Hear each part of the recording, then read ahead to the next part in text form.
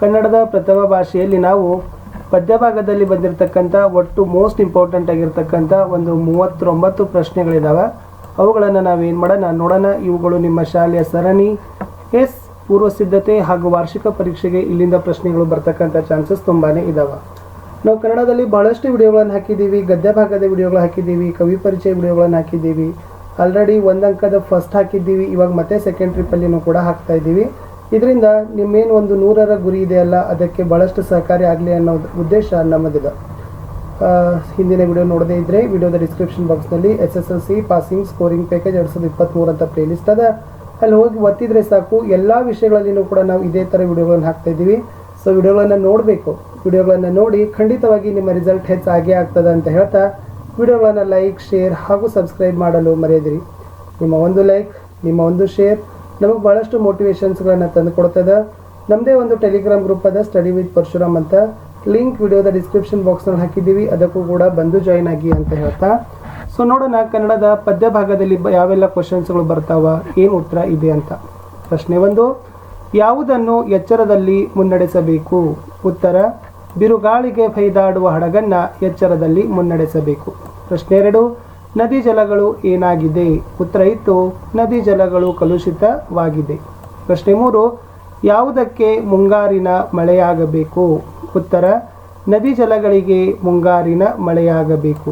ಪ್ರಶ್ನೆ 4, ಕಾಡು ಮೇಡುಗಳ ಸ್ಥಿತಿ ಹೇಗಿದೆ? ಉತ್ತರ, ಕಾಡು ಮೇಡುಗಳ ಸ್ಥಿತಿ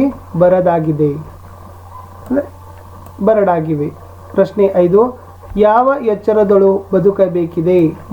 ಮತಗಳೆಲ್ಲವೂ ಪಥಗಳೆನ್ನುವ ಎಚ್ಚರದಳು ಬದುಕಬೇಕಿದೆ. ಪ್ರಶ್ನೆ 6, ಹಕ್ಕಿ ಯಾವ ವೇಗದಲ್ಲಿ ಹಾರುತ್ತಿದೆ?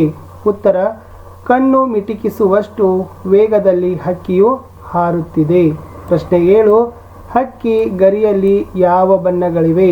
ಹಕ್ಕಿ ಗರಿಯಲ್ಲಿ ಬಿಳಿಯ ಹೊಳೆಯುವ ಬಣ್ಣವಿದೆ ಅಂತ ಉತ್ತರ ಇತ್ತು. ಮುಂದಿನ ಪ್ರಶ್ನೆ 8, ಹಕ್ಕಿಯ ಕಣ್ಣುಗಳು ಯಾವುವು? ಸೂರ್ಯ ಮತ್ತು ಚಂದ್ರರು ಹಕ್ಕಿಯ ಕಣ್ಣುಗಳು. ಪ್ರಶ್ನೆ 9, ಹಕ್ಕಿಯು ಯಾರ ನೆತ್ತಿಯನ್ನು ಕುಕ್ಕಿದೆ? ಉತ್ತರ, ಹಕ್ಕಿಯು ಸಾರ್ವಭೌಮರ ನೆತ್ತಿಯನ್ನು ಕುಕ್ಕಿದೆ. ಪ್ರಶ್ನೆ 10, ಹಕ್ಕಿ ಯಾರನ್ನು ಹರಸಿದೆ? ಉತ್ತರ, ಹಕ್ಕಿ ಹೊಸಗಾಲದ ಹಸು ಮಕ್ಕಳನ್ನು ಹರಸಿದೆ ಅಂತಕ್ಕದ್ದನ್ನು ಉತ್ತರ ಬರಿಬೇಕಿತ್ತು. ಪ್ರಶ್ನೆ 11, ಹಕ್ಕಿಯು ಯಾವುದರ ಸಂಕೇತವಾಗಿದೆ? ಉತ್ತರ, ಹಕ್ಕಿಯು ಯುಗಗಳೇ ಉರುಳಿ ಹೊಸತನಕ್ಕೆ ತೆರೆದುಕೊಳ್ಳುವ ಕಾಲದ ಸಂಕೇತವಾಗಿದೆ. ಪ್ರಶ್ನೆ 12, ಹಕ್ಕಿಯ ಚುಂಚಗಳು ಎಲ್ಲಿಯವರೆಗೆ ಚಾಚಿದೆ? ಉತ್ತರ, ಹಕ್ಕಿಯ ಚುಂಚಗಳು ದಿಗ್ಮಂಡಲ ಅಂಚಿನವರೆಗೂ ಚಾಚಿದೆ. ಪ್ರಶ್ನೆ 13, ಕುಂಪನಿ ಸರಕಾರ ಹೊರಡಿಸಿದ ಆದೇಶ ಏನು? ಸರ್ಕಾರದ ಅನುಮತಿ ಇರದೆ ಭಾರತೀಯರು ಶಸ್ತ್ರಾಸ್ತ್ರಗಳನ್ನು ಹೊಂದುವಂತಿಲ್ಲ ಮತ್ತು ತಮ್ಮಲ್ಲಿರುವ ಆಯುಧಗಳನ್ನು ಸರ್ಕಾರಕ್ಕೆ ಒಪ್ಪಿಸಬೇಕು. ಪ್ರಶ್ನೆ 14, ಹಲಗಲಿಯ 4 ಪ್ರಮುಖರು ಯಾರು? ಹಲಗಲಿಯ 4 ಪ್ರಮುಖರು ಬಾಲ, ರಾಮ, ಹನುಮ, ಜಡಗ.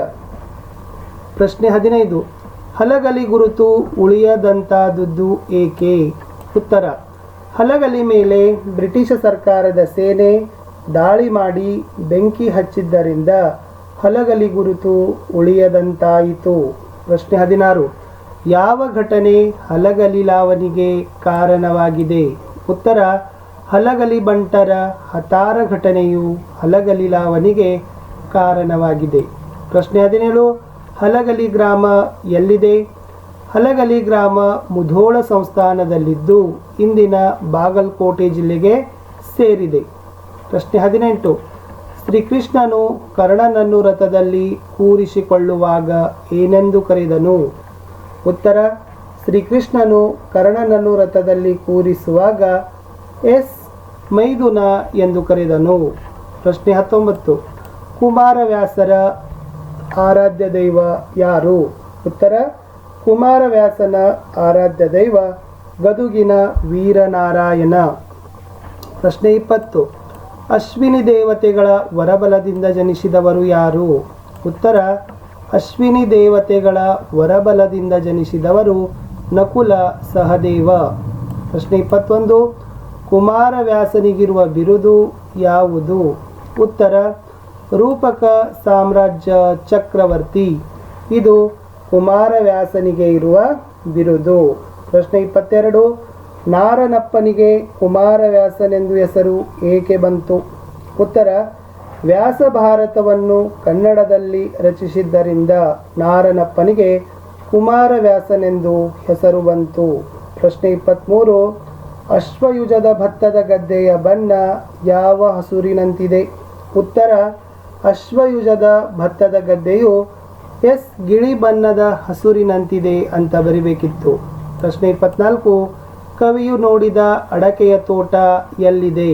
ಉತ್ತರ: ಕವಿಯು ನೋಡಿದ ಅಡಿಕೆಯ ತೋಟ ಬನದ ಅಂಚಿನಲ್ಲಿದೆ. ಪ್ರಶ್ನೆ 25. ಹಸುರು ಎಂಬುದು ಯಾವುದನ್ನು ಕಂಡು ಪ್ರೇರಿತವಾದ ಕವನವಾಗಿದೆ?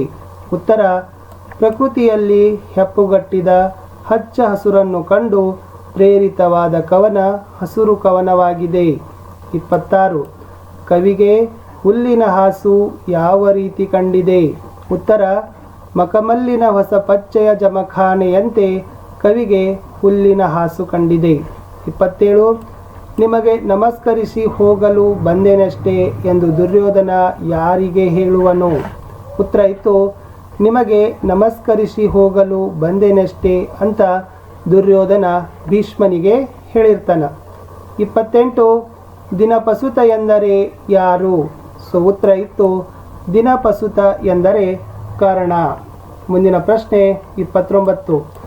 ಯಾರಿಬ್ಬರನ್ನು ಕೊಂದ ಬಳಿಕ ಸಂಧಿ ಮಾಡಿಕೊಳ್ಳುವುದಾಗಿ ದುರ್ಯೋಧನ ಹೇಳುತ್ತಾನೆ?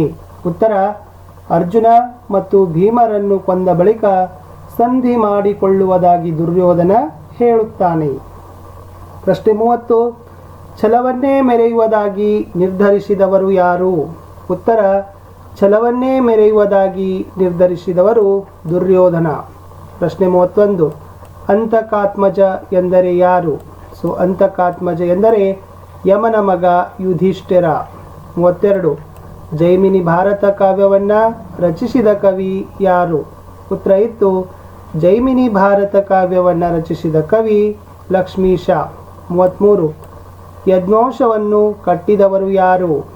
ವಾಲ್ಮೀಕಿ ಆಶ್ರಮದ ಲವ ಮತ್ತು ಆತನ ಸಂಗಡಿಗರು ಯಜ್ಞಾಶ್ವವನ್ನು ಕಟ್ಟಿದರು. 34. ಕುದುರೆಯನ್ನು ಲವನು ಯಾವುದರಿಂದ ಕಟ್ಟಿದನು? ಉತ್ತರ: ಕುದುರೆಯನ್ನು ಲವನು ತನ್ನ ಉತ್ತರೀಯದಿಂದ ಕಟ್ಟಿದನು. 35. ಮುನಿಸುತರು ಹೆದರಲು ಕಾರಣವೇನು? ಲವನು ಯಜ್ಞೋಶವನ್ನು ಕಟ್ಟಿಹಾಕಿದ್ದರಿಂದ ಮುನಿಸುತರು ಹೆದರಿದರು. 36. ದ್ರೋಣನು ಪರಶುರಾಮರಲ್ಲಿಗೆ ಏಕೆ ಬಂದನು? ದ್ರೋಣನು ಪರಶುರಾಮರಲ್ಲಿಗೆ ದ್ರವ್ಯಾರ್ಥಿಯಾಗಿ ಬಂದನು. 37. ದ್ರೋಣನು ಯಾರೊಡನೆ ಪರಶುರಾಮನ ಬಳಿಗೆ ಬಂದನು? ಉತ್ತರ: ದ್ರೋಣನು ಅಶ್ವತ್ಥಾಮನೊಡನೆ ಪರಶುರಾಮನ ಬಳಿಗೆ ಬಂದನು. 38. ಪರಶುರಾಮನು ದ್ರೋಣನಿಗೆ ಕೊಟ್ಟ ಪ್ರಧಾನ ಅಸ್ತ್ರಗಳು ಯಾವುವು? ಉತ್ತರ: ಪರಶುರಾಮನು ದ್ರೋಣನಿಗೆ ಕೊಟ್ಟ ಪ್ರಧಾನ ಅಸ್ತ್ರಗಳು ವಾರುಣ, ವಾಯುವ್ಯ, ಆಗ್ನೇಯ, ಐಂದ್ಯ. ದೃಪದನು ಪಡಿಯರನಿಗೆ ಏನೆಂದು ಹೇಳಿ ಕಳುಹಿಸಿದನು? ಉತ್ತರ: ದೃಪದನು ಪಡಿಯರನಿಗೆ ದ್ರೋಣನು ಯಾರೆಂದು ನಾನು ತಿಳಿಯನೆ, ಅವನನ್ನು ಹೊರಗೆ ತೊಳ್ಳು ಎಂದು ಹೇಳಿ ಕಳುಹಿಸಿದನು ಅಂತ ಇತ್ತು. ಇಷ್ಟು ಪದ್ಯ ಭಾಗದಲ್ಲಿರ್ತಕ್ಕಂಥ ಒಟ್ಟು 39 ಪ್ರಶ್ನೆಗಳನ್ನು ನಾವೇನು ಮಾಡಿದ್ದೀವಿ ಇವತ್ತು ತಿಳಿದುಕೊಂಡಿದ್ದೇವೆ. ಮತ್ತೆ ನಾನು ನಿಮಗೆ ಗದ್ಯ ಭಾಗದ 2 ಅಂಕದ ಮತ್ತು ಪದ್ಯ ಭಾಗದ 2 ಅಂಕದ ಪ್ರಶ್ನೆಗಳನ್ನು 4 ಅಂಕದ ಪ್ರಶ್ನೆಗಳನ್ನು